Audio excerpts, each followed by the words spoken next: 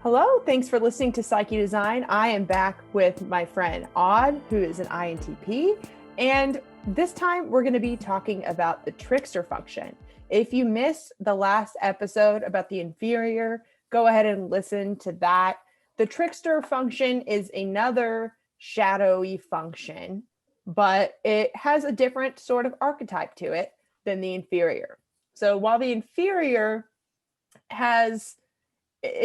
is focused on kind of embarrassment and also idealization, the Trickster has this element of manipulation and paradox to it. And these are John Beebe Jungian analyst terms for this. So, and also just if you're not sure what the Trickster is in your stack, I'll have a comment with that below. But just to sort of compare really quick, was that the inferior function is the opposite function type and orientation as your dominant. But this Trickster is basically, if you were to take the entire psyche, it's like basically the darkest point, like the most shadowy, like unconscious point out of all of the functions. So if your dominant is a judging function and then it's going to be a perceiving function. So it's like very, very different from you.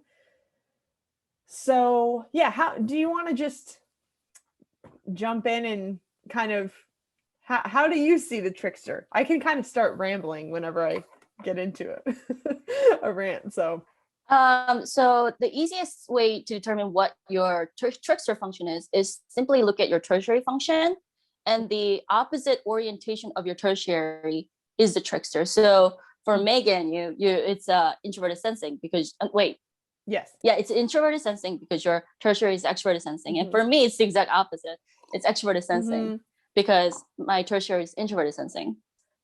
And or I'll just say really quick, something that I've noticed, which we can get into later. We're going to talk about what the Trickster is, but also since both of us have a sensing Trickster, I think that's really interesting.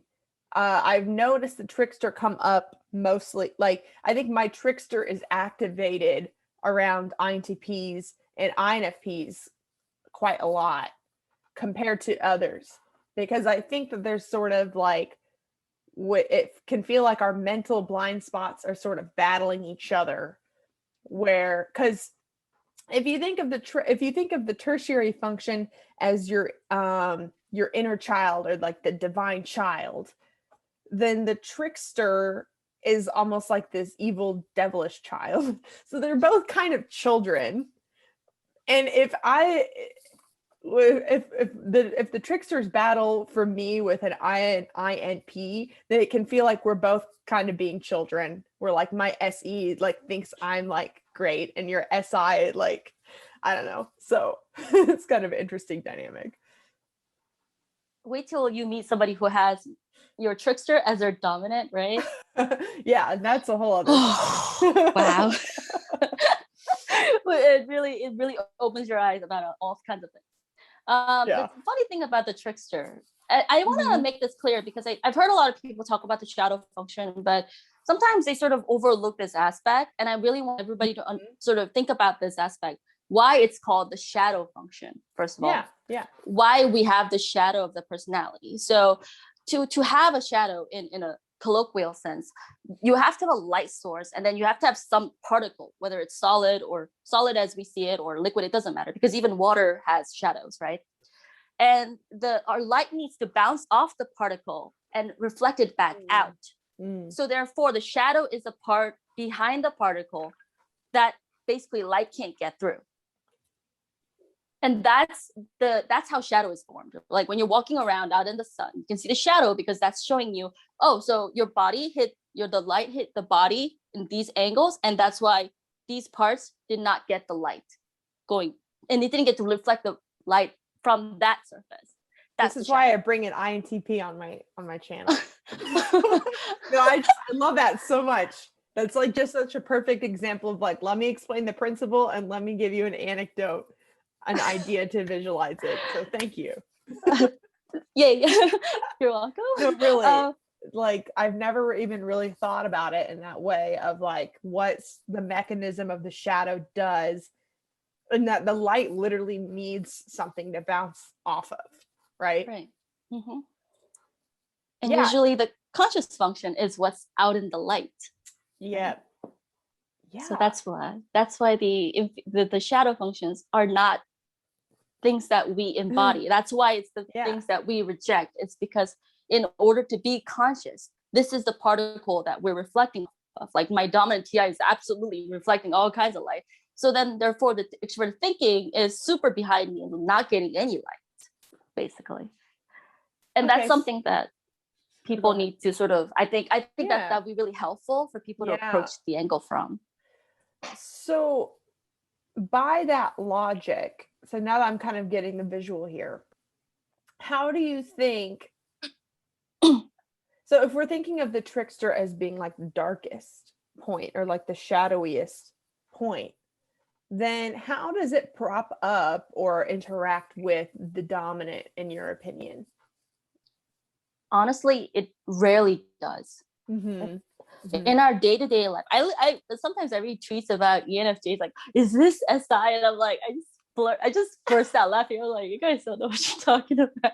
Well, speaking on that really quick, I saw a video on TikTok where someone was like, I still look at the green of the trees because you told me that was your favorite color. I still do. I still wear this hat that's yellow because you told me I look good in yellow. I still blah, blah, blah. And I was like, huh? And I was like, I thought to myself, is this SI? I don't know if it was SI, but like, I was just like, I don't even know how to explain it. Not gonna lie. Like when I was a kid, my favorite idol had showed up in a green outfit, and from then on, I had such a pleasant experience from both seeing my favorite idol and him wearing green, and it looked really good on him. And I was like, oh, green is such a great color. And then from then on, green actually did become my favorite color for a really long time. So there is that, but it's personal preference, really. Yeah. It's hard to explain my introverted sensing because I see it and then I see my parents use it and they're dominant SI users. I'm like, this is crap. Like what I have is crap. But anyway, so if you're really thinking about the trickster, it is very dark because it's kind of like if you're looking at the body, let's just assume this is the conscious, right? So the feet are like your inferior function. Feet represent your inferior function, your legs and torso, like this area is auxiliary and tertiary, your head is the dominant. So if we're to look, what part, when you're walking around, are you ever aware of the shadow behind your legs? Nope. No one is usually. And that's exactly how the trickster really is. And yet, if we sometimes look at the light, depending on the angle, we see elongation, and we see the elongation on the leg part a lot, because that's somehow the easiest angle to look at when we're looking down. And it's hard to see the back of our head, even through the shadow. It's very hard. It depends on where the light is. But so sometimes you can see it, but it's not common. And we usually live without it. And we tend to think we can live without it until you meet the dominant function of that, until you meet somebody who uses that as your dominant function. And then they're like, well, little child, let me show you just how much you don't see. And so, So would you say that when you interact with someone who has it as their dominant, that it kind of can show you that you can't live without it? Or is it sort of like just this experience of like, they think that they can't live without it. You're showing them that you technically can live without it, but then I don't know how to explain that. I will give you anecdotes or personal experiences. Yeah. So I had a lot of ESTP, not a lot, but I had a few ESTP friends, and then of course recently my supervisor, who's now left because he's dominant SE, and he's like, I need this, and so I was like, okay, bye. But he was also an ESTP, and whenever I turn in my work, he'd be like, you missed this fact, you missed this fact, you missed this fact, you missed this fact, and therefore this is the real answer, not this. And I'm like, okay, first of all, yeah, you're right. When I was going through all the review, I was like, I saw that and I didn't even use it. I was like, dumb SI.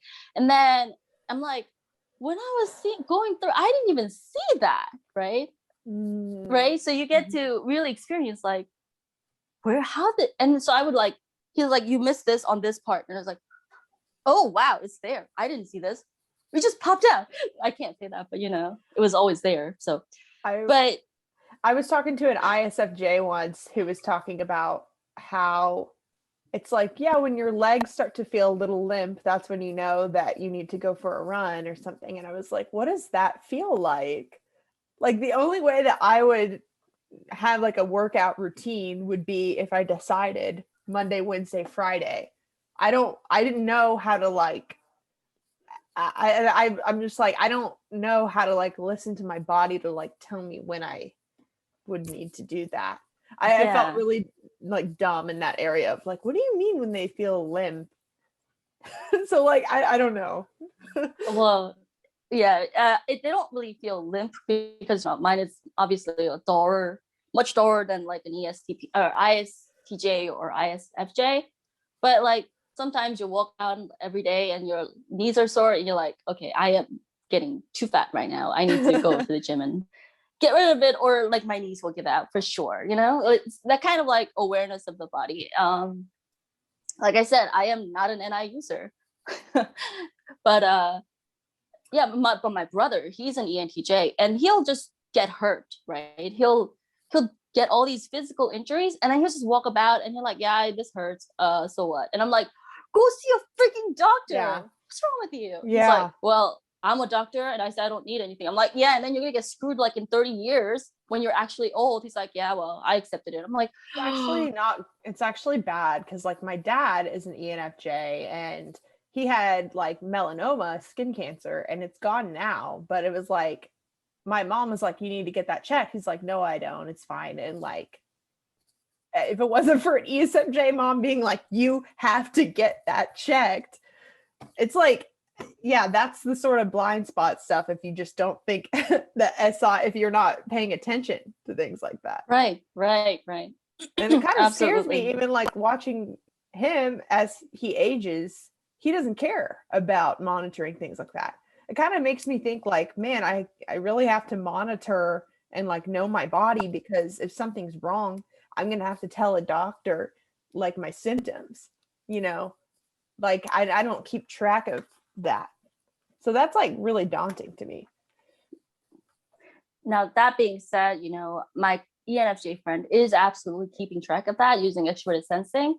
Yeah. And I think, you know, when you see a lot of SI users and talk about this, like it helps your SE child to be like, okay, so I do need to be aware of these kind of things.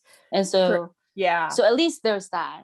But as we are, going back to the whole shadow thing, as we are as persons, the trickster is something that we don't really access unless, of course, the gate of the inferior has been opened because somebody triggered us and we're arguing, or we're trying to make them feel bad, or, you know, something about the way they're presenting themselves is absolutely triggering to our, like, the safety and the integrity of our conscious functions, especially the dominant, the egoistic, you know, how we present ourselves to be. Then we start coming in and we start like screwing with that trickster function. And that's where we're going to talk about this too, but that's where the double bind comes from. And, you know, the underwhelming, the tendencies tend to come in. Yeah. So the double bind, let's talk about that. So there's this element of manipulation and paradox. I think I have a quote about the double bind. Let me find it. Whoops. Well, okay, here's one from Lenore Thompson, which kind of is about the double bind, but it says, my understanding of the trickster is that it's so far from consciousness that it normally gets constellated only by the self, either to protect the ego from potentially annihilating damage or to spur growth when the ego's boundaries are too narrow to support further psychological development. In either cases, this is a double-edged sword. So, and then Beebe talks about it as like how it puts you in these double bind sort of situations where you're damned if you do, damned if you don't. So for me, just like an example for my Trickster SI, and I think part of the reason why we put ourselves in these is how it relates to your auxiliary function, which is like the good parent, and then also your tertiary, which is like the divine perfect child. We see these there, and Beebe calls them, like, I think, ego syntonic, which means it's like ego syntonic and ego dystonic, in the sense of like your top four, like your ego like likes them. Anyway, so for me, my NI is like my protective parent that is looking out for me. And if I want to make a name for myself in the world and get like a job where I feel like I can be myself and help people and offer my gifts, I have to follow what my NI vision is telling me. And I have to listen to that. And then my child SE thinks that I have all the energy in the world to do that and will work around the clock and exhaust myself to do that. And I care so much about it that it's like I can forget about sustaining my energy levels and like slowing down and like all the self-care stuff that is required. And so for me in my career thus far, I have felt like I need to push extra in order to follow my NI, which is I don't know how to really explain it. I want you can give an example as well, but it essentially feels like I have to choose between my vision or my comfort. Like I feel like I have to choose. I know I shouldn't have to choose, but especially a lot of times for ENJs, our vision is so big. Because, okay, here's the thing too with ENJs, is that we don't come up with just individual sort of visions. We are the in charge interaction style. Like we are built, like ENJs are built for like leading. And so a lot of times what our NI comes up with is way too big for one person to ever do. Because to really use our skills, we're supposed to be sort of creating some sort of community or bigger system. And so that becomes so daunting, but it feels like you have to follow it. And then so we keep building something bigger that's way too big for one person to do. And then so we either exhaust ourselves or we stop building. And so that's, I guess, the double bind for my SI. But what about you? I talked for a long time. The double bind for me is, well, similarly, if we're going to talk about it from an individualistic perspective, is that I use extroverted intuition to come up with all kinds of possibilities. It's always happening. It's, they're like, this could happen, and I could have do this or do that, do this, do that. But a person's limited by nature, right? Because nature's like, yeah, you're one body, you can do one thing. And I'm like, and the SI is like, you're in a good condition, you could do this, you could do all of this. And in fact, it's not like, I know my schedule and I know how much I can get done in this schedule if I get rid of this and this and this. But then reality comes in and be like, so the facts say you're not quite ready, that the tools are not ready. It's kind of like when Ada Lovelace, I don't know how to say her last name, but the daughter of Lord Byron, who came up with like the theory on computer science. She came up with the theories with like another person that she was working with, but she could not actually get a computer working because she was bound by time and the nature of her reality, which was that computers didn't exist at the time. And, that's something that any users are keenly aware of. I know some people argue Elon Musk's type, but he's an INTP. And what is he trying to do?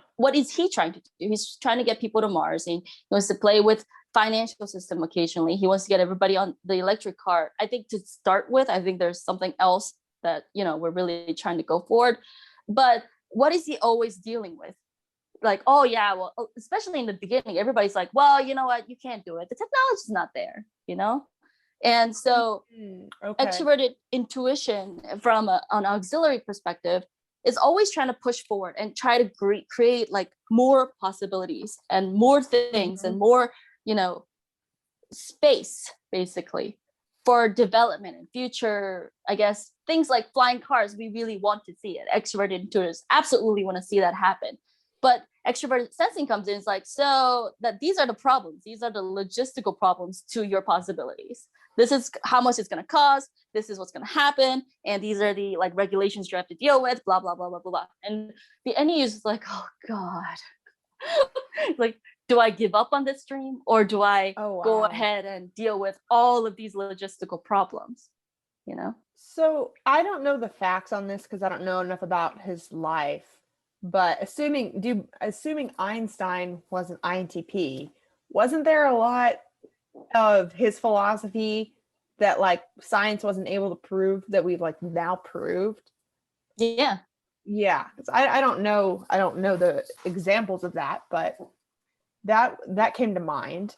That it seems like maybe for INTPs, you're like starting the conversation or like solving the problem that whenever we get ready for it, you can look back and find. But like, okay, whenever I was a journalist that reported on startups, there was an INTP startup guy that I always interviewed that was like, had this whole startup all about roads.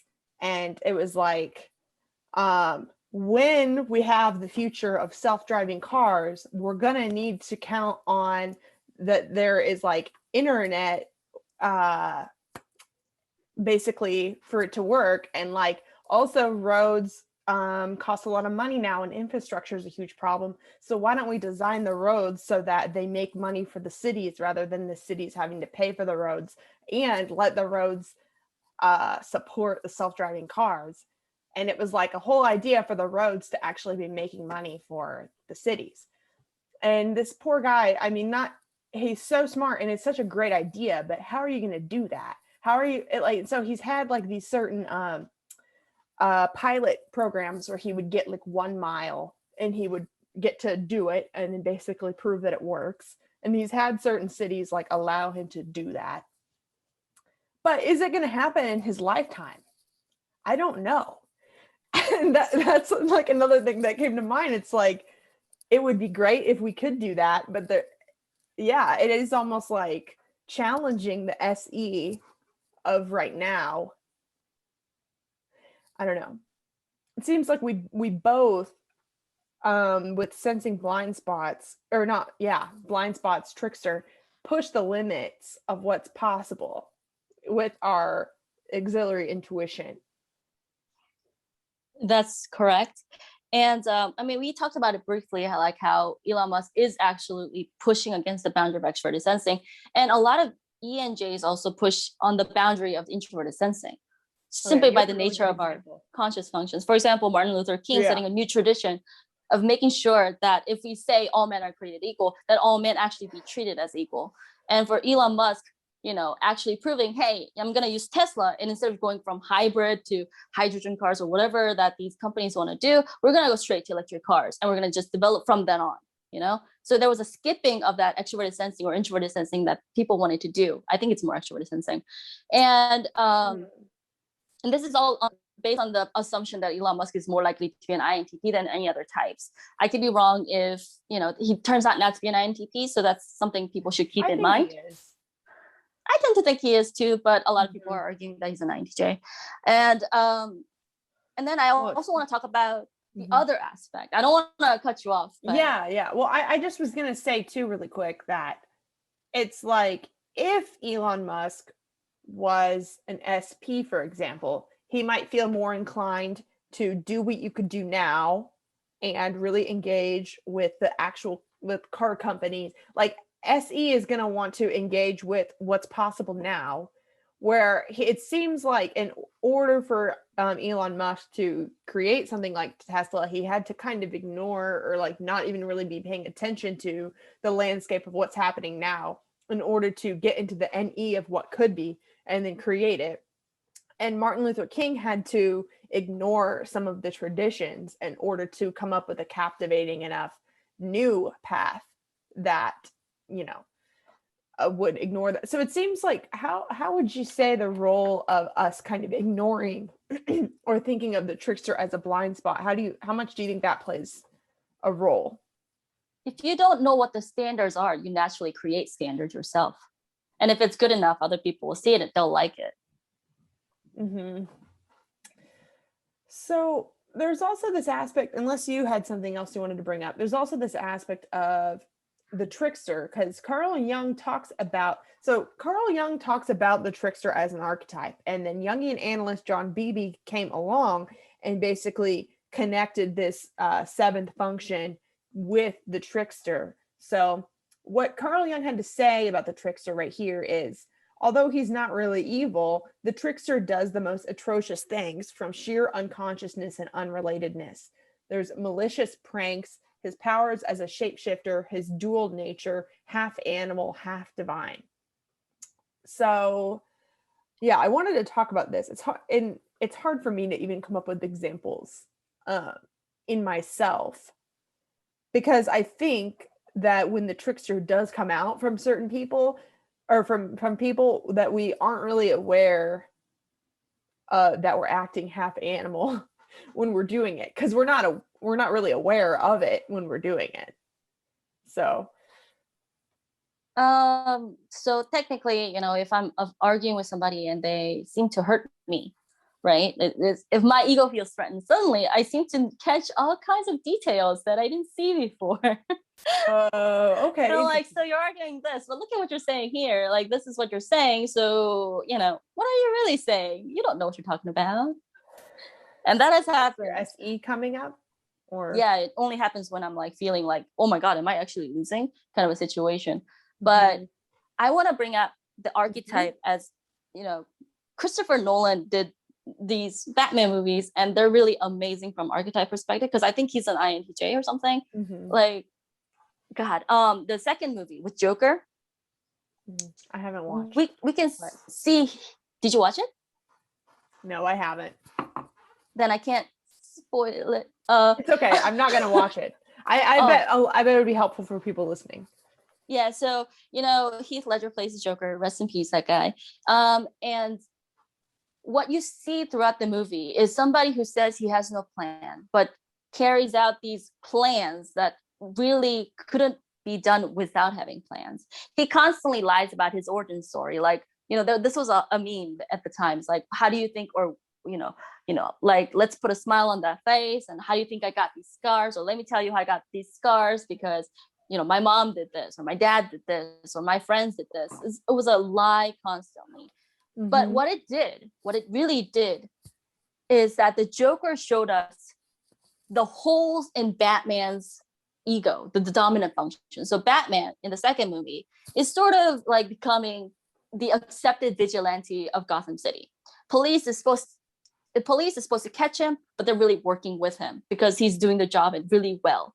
Batman, through the way that he has presented himself and protected the city, is gaining credentials for being a good vigilante. But we also see the dark side of that. The criminals are carrying heavier equipment, which was something that Commissioner Gordon warns about in the first movie. There are more people wearing bat masks, but also like in hockey pants, because there's also a scene in that, trying to be Batman. Because if somebody is successful at something, we get copycats, right? And that's happening in the same time that the Batman is running wild, destroying criminals. And the Joker comes in and he kills, first of all, that hockey pants bat as a threat. He takes over the underworld that's scared of Batman. And he's like, well, you know what, guys, I'm going to come in and I'm going to show you what the bat is going to do to all of you. And he actually absolutely proves the point. And so now the underworld criminals have nothing to do, like no choice but to agree with him and side with him and support him. And those that do not are killed. And the Joker, by wreaking havoc in Gotham, shows all kinds of things that Batman is causing. And the most important thing is that he actually causes Batman to question his own identity. He's like, you think you're so good. You think the police trust you now, but they don't trust you. You're like me. You could turn bad at any moment and they'll just destroy you. And, the thing is, the trickster that archetype the Joker embodies absolutely challenges the dominant function, because we take all of us, every single one of us, take our dominant function very seriously. SE is very important for you. TI is very important for me. Extroverted sensing is very important to my previous supervisor. Otherwise, he wouldn't pick out all these details because it wouldn't be important. right? Yeah. But then here I am, this INTP, clueless INTP, looking at the work, and I'm like, okay, well, I can see this going this way, or I can see it going that way, and I'll like email him. So I see like these facts, according to these facts, like it's this way, or if, according to these facts, it's this way. Which one do you want to go? And he'll be like, okay, well, I think based on what you told me, we should go with option A. And I'm like, okay, I'll prepare something for you in option A, and I'll do it, and I'll send it on its way. And I'm pretty sure like I didn't mean to mess him up, but it's very highly likely that simply the way I was being was very stressful for him, because it's a thing that he's taking very seriously, and it's something that obviously to him I'm not serious about, you know? Yeah. And yet it's not like I'm completely wrong, because I could get that to work. So I worked at a bookstore in college, and I had an ISTJ boss, and I was fired for doing things that I was never told were against the rules. And it really bothered me in the sense that he kind of came back and said, oh, well, you never put the stapler back where it goes. And I'm like, every time I go in here, the stapler is somewhere different. And he's like, nuh-uh, it always goes here. And I'm like, well, I've seen other coworkers put it other places. You never made it clear this was the stapler spot. Like, I wasn't paying attention to those sort of things. And also, I did everything that I was told for the job, but if there was nothing else to do and there were no customers in there, I would sometimes do homework. And that was something that he had a problem with. But I was like fired before I was told like, oh, you can't do that. And so that was like another thing. But then like something that I really messed up on is like,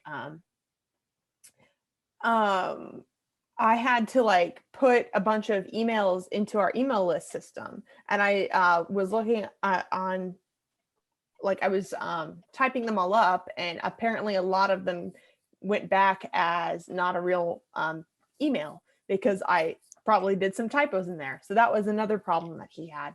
So that was something where like, I think I almost expect or like want more like SE direct, don't do that or do that. And like, I probably seem to an SI dominant person very oblivious and blasé about the way that they have things set up. So, yeah. Yeah. I remember my supervisor was like, I need you to spell out United States instead of just saying US. And I was like, okay, I'll do that. And then I would do it sometimes and not all the time, because I would forget. Oh, see, if someone told me that directly, I would probably never forget. But if I wasn't told, then I probably would be inconsistent.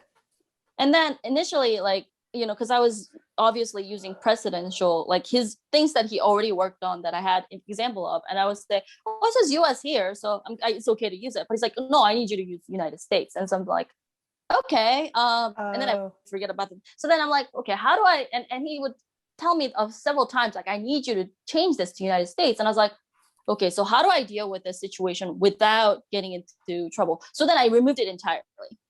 I was like, okay, well, just let me get rid of this, because it seems to be a trouble spot for both of us. Let me just get rid of it. And then, so now, you know, and then we didn't have any problem. So I was like, okay, so whatever reason, and like me using US really triggers him for some reason. So I'll just get rid of it. And I did. And then from then on, I had no problem. So, but that might have been upsetting for him, which I don't know, he never said, but it might have been mildly annoying for him, because like, okay, I told her to do this. Instead, she just gets rid of it. All right, whatever, you know? Yeah, wait, that's kind of a good example of you potentially just acting like the trickster and doing what he wants, but not like what he says, and like finding a loop around. Yeah, I was like, well, if this is the problem and this isn't technically that important, I'm just gonna get rid of it. And I think that really triggered him, because like, it's important. I'm like, what, you know, I'm not gonna go up to me like, well, these things you said US and these things you said United States, pick an option. I'm not gonna do that. I'm like, I don't have time. I'm like, okay, I'll just get rid of it, and it's fine. And it's been fine. But then, you know, eventually, slowly with time, I will start adding it into it when I have the time, because right now I don't have the time, you know? Interesting. But I did want to talk about, because we talked about the intuitives doing this with sensing, I really want to talk about sensors and being a trickster in the extroverted intuition or introverted intuition. Yeah, that's a good point. There's this celebrity in Korea. His name is Yoo Jae-suk, and he's like the most popular TV host in the country. And he's been like on the top like for 14, 15, like nearly 20 years consistently. And that's very hard to do in a very competitive country like Korea. And he's an ISFP. He tested as one, but I could see the introverted feeling, because if you look back to 20s, he's explaining in this video, like, I expect my situation to be much better than I am now. All my friends are like way ahead of me. Why am I still held like in the back? And like, and this video is something, it's a cringe video, but it actually really explains this, the issue with the dominant FI and the inferior TE. And it turns out that he had this gift for being like the main host in a group of hosts, and then sort of managing the dynamic within that group. And he is always very good at noticing like something that somebody said, but others missed. And he will be like, oh, you said this. And then he'll put a little twist on it and make it funny. And so everybody's laughing. And so this guy gets the, time in his spotlight. And, he gets to the credit of, being a very open-minded and very caring host. And he is a very caring person, naturally.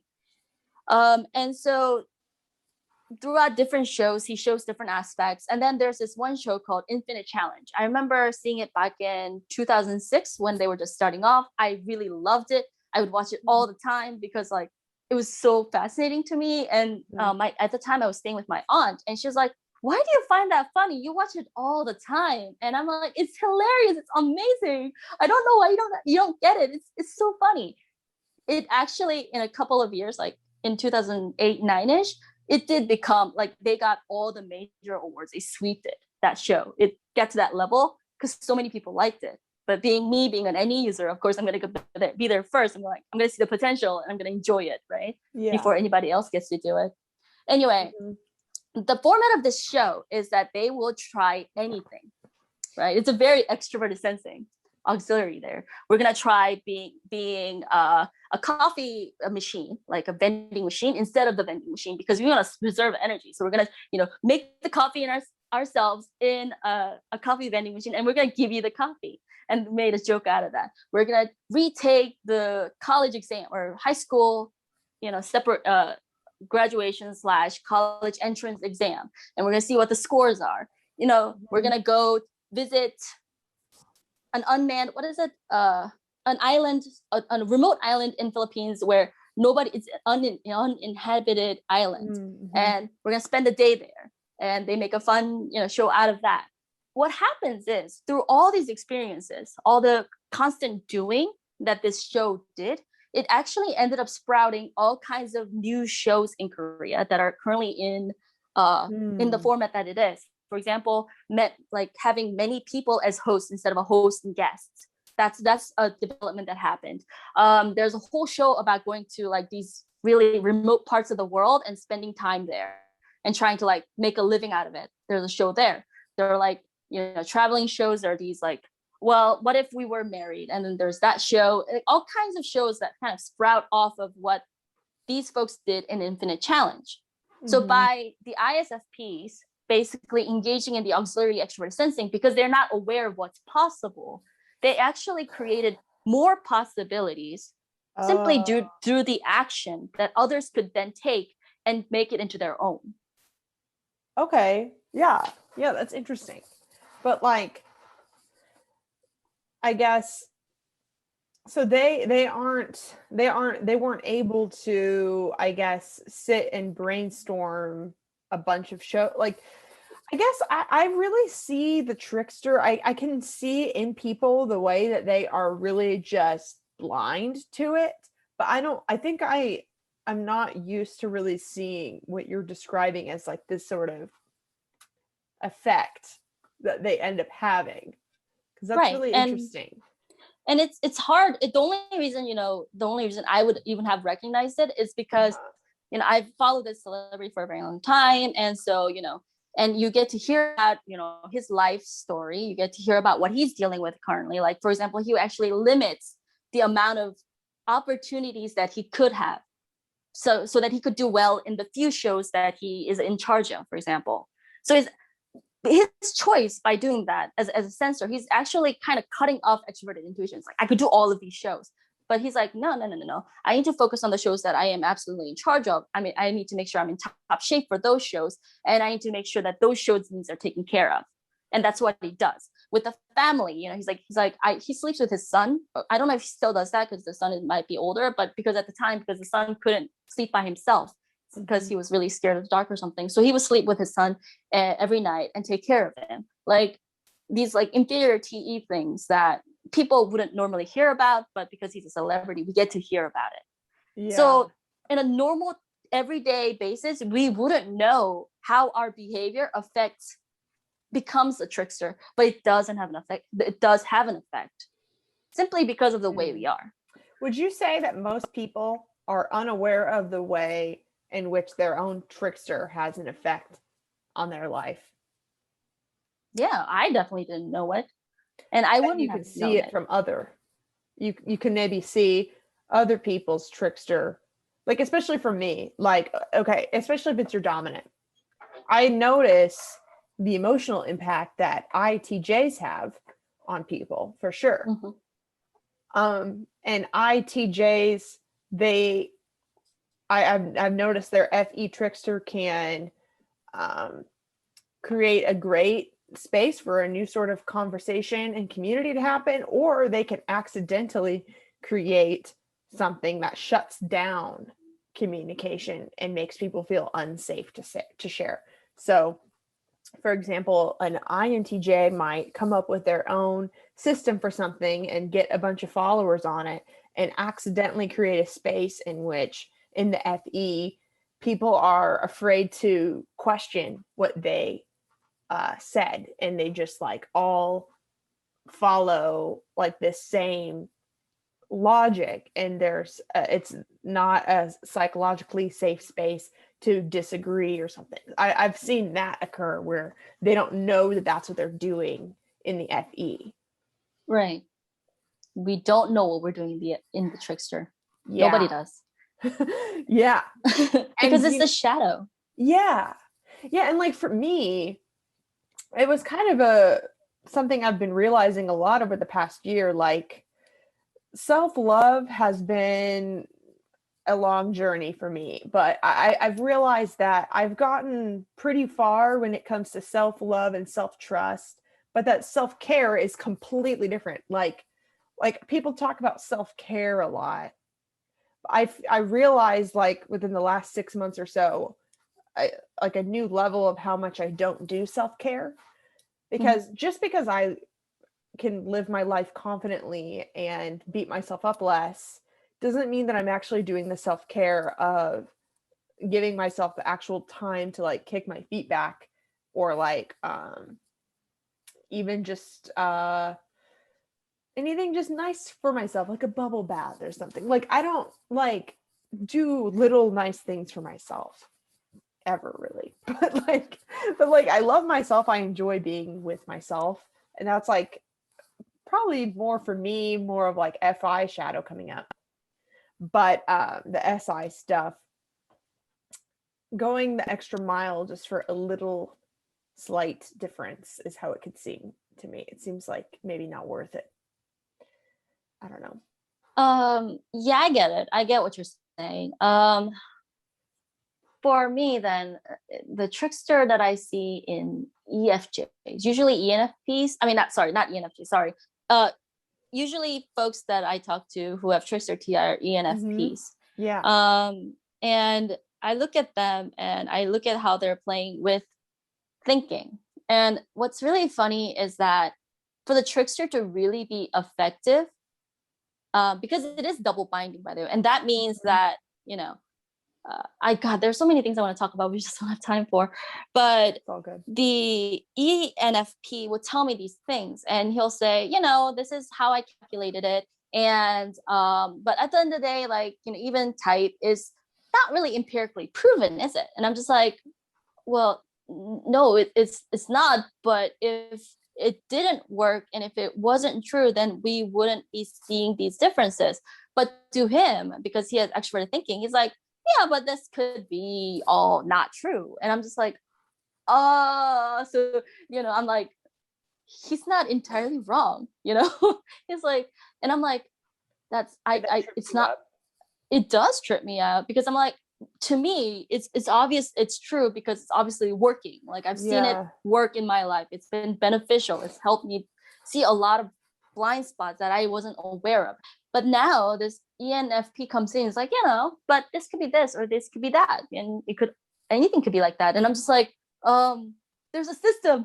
There's a system in which do this. You can't just do that, The little baby part of me. I don't actually act like that when I'm talking with him. I'm just like, yeah, I mean, it's not entirely wrong, and I'll explain like my reasoning. But the little part of me, the doubtful part of me, right, that's always wondering, is this even real?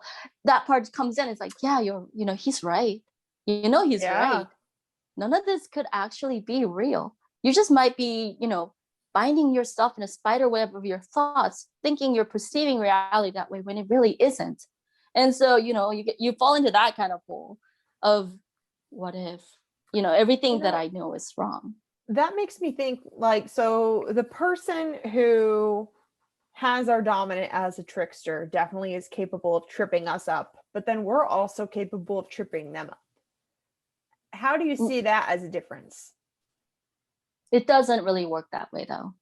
Okay, yeah. Tell me what you think about that. Because for example, maybe it's not that it trips, but if I'm interacting with SI dominant people, I can be kind of annoyed, or like if they're expecting SI from me, I can feel like tripped up if I'm unable to do it. And like I've talked to ENFPs or EFPs that can feel like when they're interacting with TI dominants that their like insecurity around their intellect can kind of come up. So would you say that it's more of like the one with the trickster is tripping us up? Like the trickster function is tripping up the person with the dominant. But what do you think that the interaction is the other way around then?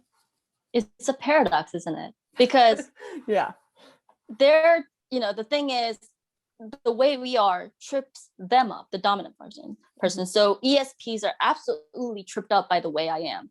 But in reality, I am also being tripped up by my lack of ability in that area. Yeah. The things that I do is because I am so bad at extroverted sensing or being aware of what that is. That's what's tripping me up.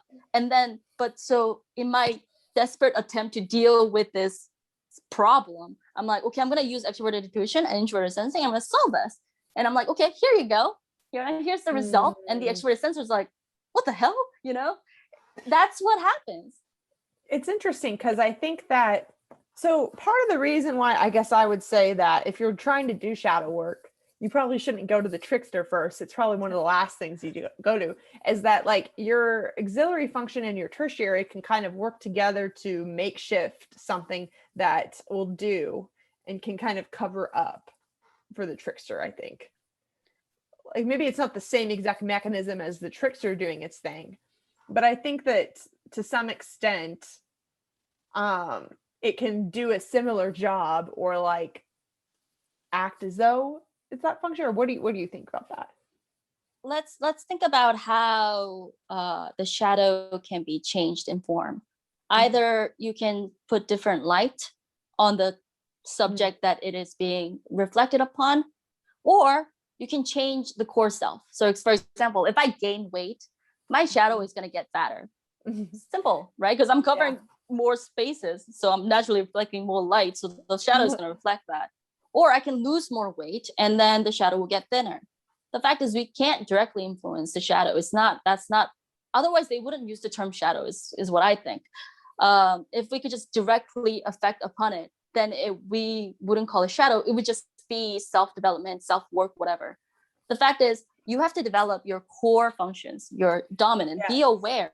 Because when the trickster comes in, it's almost like, it's like God. I'm not saying it is God, but John Campbell, I think he said the trickster archetype is God, especially from the Old Testament, because whenever the Jewish folks like think they got it right, God be like, oh, you think you got it? Here's a rock, boom, figure it out. And that's sort of what the trickster does to us. It's like, I think I have this perfect TI perspective. I was like, this is it. This is working. Oh my God, it's beautiful. I worked so hard on it. So many people helped me with it. I am so happy. And then like an ENFP or like an ESFP will like come in and be like, you know, that thing that you're like really love, let me just say something that I know that I'm working really hard to like make you feel happy, but it's going to have the effect of destroying it. And they'll just say something and I'm like, oh my God. And it's a very humbling function. Yeah. But it is, there's a physics law that I can't remember the name of, but it's like, if there's an action, there's a reaction, right? Mm-hmm. So the reaction, which is the shadow, is simply the result that we get back from those who see our core self. Mm-hmm. And as long as we accept that and not get really offended by it, but see it as, this is the part of your work that others see that you don't get to see, and accept that as that kind of feedback, it can actually help you be more loose and more playful with your dominant. And it also helps you to be more open to using your auxiliary and tertiary more fully, and to be open to the inferior as a result, and be okay with that being open. I like that. And also, like, if you think about, we were talking about like the shadow, how you have to kind of affect your real, or like your core conscious self to affect the shadow. I think that a big part of it is your dominant function kind of just gaining the awareness of the other players, because then when they come up, it's like, how does your dominant react? You know, so kind of like dealing, like having some grace there when other things come up can kind of change how it affects you. And I have a couple quotes here. We should probably wrap up here soon, but these quotes are from Mark Hunziker in the book Depth Typology about Beebe's model. But I want to talk about this. He says, the trickster is above all a catalyst for individuation. In this, the trickster is both the destroyer and the creator. It breaks down self-limiting structures, creating disorder, in order to open up new options that lead to new order. And then another quote by him is, he says, the shadow of the eternal child tertiary shares its childlike irresponsibility, but it manifests with the trickster's disdain and irreverence for convention and authority. So if we're thinking of it as kind of this man behind the corner, or man behind the curtain that's like just tripping you up, but I think you said something about this earlier, where it's essentially like it leads to this sort of chaos that then might even send you toward the inferior, or like might make you seek the inferior in the way that it can be the gateway. I don't know. Do you have any thoughts on that? It's kind of embarrassing to say, but I absolutely hate extroverted sensing. All right. Yeah. I think my work is perfect when I do it and I submit it for review. And then, you know, my extroverted sensor supervisor be like, oh, you got this wrong, you got this wrong, you got this wrong, this detail's wrong, this. You put one space instead of two space after that period. I'm like, how in the world did you even find that? Right? I hate extroverted sensing, but so there is definitely that. I think I've always hated it. I've only recently accepted that I hate it. I can't imagine the kind of hatred that EFPs would have for TI. For TI, it's my baby. I love using TI for everything. But for EFPs, they hate TI. Yeah. But at the same time, we hate it so much because we want to be really good at it. We actually want to be good at it. So we will do what we can using our core functions, usually our conscious functions, to sort of solve that problem. But that creates the chaos for somebody who uses it as a dominant, right? Yeah. As little as it is. So, you know, in the past 6 years or so, I became very comfortable with the idea that I'm an INTP, right? Because for everything that I saw, I was like, this could change my pattern, and it didn't. You know, I spent maybe 2 years just questioning INTP type. I'm like, okay, at this point, I really don't think, you know, I don't think I can be anything else. And then, you know, this ENFP comes in, this could all be, you know, maybe true, maybe not true. It's not like it's proven or anything. And then I'm like, and so in doing that, what it did is it created a minor chaos in my mind. Yes, I'm an INTP, but is that who I really am? Does this really explain who I am? No, it's just a system to explain a part of my psychic aspect that I seem to be operating on, that nobody necessarily agrees with. Not nobody, but not everybody agrees with. Is it really true? And he didn't mean to do this, by the way. That's not his purpose. Yeah.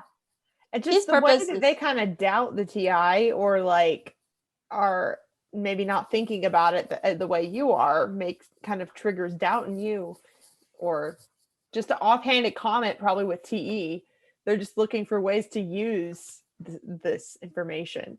Yeah. And it's funny because I use it really well. I don't say I want to use it well, but I do use it really much better than when I didn't know it, to sort of navigate my world. So when he said that, not only did it create doubt, but the thing is, you need doubt to actually break apart that model and open you up to, okay, if this isn't it, what else? Right? Yes. What else is there? Because if something is perfect, you never want to let go of it. It's only when you see its imperfections that you let go of your hold on your dominant. You're like, okay, this is not as cool as I thought it was. Yes. I need to keep going. This is making me really see how it kind of shatters the illusion of the ego, thinking that your dominant is the best thing ever. Yeah. You know? And that's what allows you to open yourself up. And so Linda Behrens talks a lot about how when you're talking about personality types, that it's a living system, and that living systems are self-organizing. And then that the fact that our psyche is self-organizing also aligns with how Carl Jung talks about how the individuation process just happens on its own, whether or not you're trying to. And I'm now kind of thinking about this trickster as sort of being this part of us that is, I mean, it's breaking the flow. It's the part of us that breaks things apart so that we even want to put things back together again. Like if you think of each of the 8 functions in our pattern as playing a specific role of this journey that our hero goes through in life, I think it could be hard for us to regard the trickster as important, especially as you said, you hate SE. Like, I mean, it's hard for me to even admit I hate SI because I don't want to make anyone feel bad. But the reality is that I've always had a really, really hard time with it. Even like my mom, as an ESFJ, I've seen how whenever I was a kid, we were always on the same page. The more I developed my NI, the more it was hard to connect with her. And that's really difficult because whenever I'm a kid and I'm not really leaning on my NI and I'm just pure FE, I felt like we were the exact same person. And so it's like, for me, SI really has caused a lot of me feeling misunderstood. It's just hard for me to, like, when people are really close, when people are really into their SI, I feel like it's hard for me to break through their barriers and connect with them. It makes me feel like my FE can't even get through to them at the level of closeness that I want, because my NI is trying to do that. But anyway, I think it could be hard for us to value or understand the purpose of a part of our psyche that is essentially just fucking up everything. Basically messing. Have you played Finding Waldo? I hate that book. Oh yeah, I bet that's a really SE thing. I kind of They all look the same. I used to hate Waldo. Like, I remember, when I was in elementary, I saw this book. I was like, what is it? Find Waldo. And I like, they're all Waldo. Some have long hair, so some are girl Waldo. They're all Waldo. Boy Waldo. So like, who enjoys this? SE users. Yeah. It was kind of fun. What about I Spy? Did you like that? Nope. I like that. Yeah. I didn't get to see a point of it. I never took part in it. Oh, that's so interesting. I hated those things because I can't tell the difference. I hate those kinds of things a lot. But, you grow up and you slowly, because other people are like, well, if you don't see a difference, I can't even trust your like opinion because you don't even know what the differences are. And I'm like, okay, I'll find it. What about those games? I think where it's like they show you two rooms and it's like, what's different in this picture? Are you better at that? You know what I mean? Because I wonder if that would be more SI if they were showing you two and you said what was different. Because I think I would prefer like looking for Waldo than I would notice the difference. Yeah, you're right. You know what I mean? You're right. Actually, I you know what? Like having two different pictures and then you find out what's different. I can do those. Yeah, those were really hard for me. Oh, I like those way better than Waldo. I would go out seeking for those things. Like, which one's different? Oh, that's different. That guy's have a different tie on. That I can do. But like, find Waldo. They're all Waldo. Here, I found him. Oh, there's Waldo there too. I think they're all Waldo. That's so funny. That's like the best like Trickster SE sort of phrase. Do you remember there was a point where all the men had beards, everybody had beards and the specific hairstyle. And I was like, you know what? I don't know. They all look the same to me. And so at the time I was kind of walking around. I was like, what if the universe is doing like a major RAM upgrade and it needs to like deal with resource problems. So they made all the men look the same with the beards. And that's why they all look the same right now. I just had it for fun. I did that. And I walked around like, yeah, you know, universe is having a RAM upgrade. They're like, what are you talking about? I'm like, all the men look the same. And that's NE for you. It was fun because people would look at me like, no, that's what's in right now. And I'm like, no, it's a RAM upgrade. Oh my goodness. Yeah. And then SE is really aware of all those trends. I think, well, anyway, that I feel like that Where's Waldo is a good place to end it. Is there anything else that you wanted to bring up about the Trickster? There's so much we could say, but there's so much we could say, but time is a thing that says we should stop. So yeah. Well, thank you so much for joining me. And hopefully for those of you listening, this gave you a new appreciation for how broken your psyche just is, because hey, it's by design. We're just designed to trip ourselves so that we learn and grow. So yeah. All right. Well, thank you so much for joining me, and yeah, have a wonderful rest of your day. We may be walking the path of individuation independently, but that doesn't mean that you're alone. While your journey is unique, we're all going through the same process along our own parallel paths. If you're craving deeper conversation about how your personality type pattern is unfolding, join us for monthly type discussions. The Psyche Design membership group comes with access to a private Facebook group, one facilitated Zoom hangout per month with breakout activities, and a monthly Q&A. For more information, check out the link to my Patreon in the description.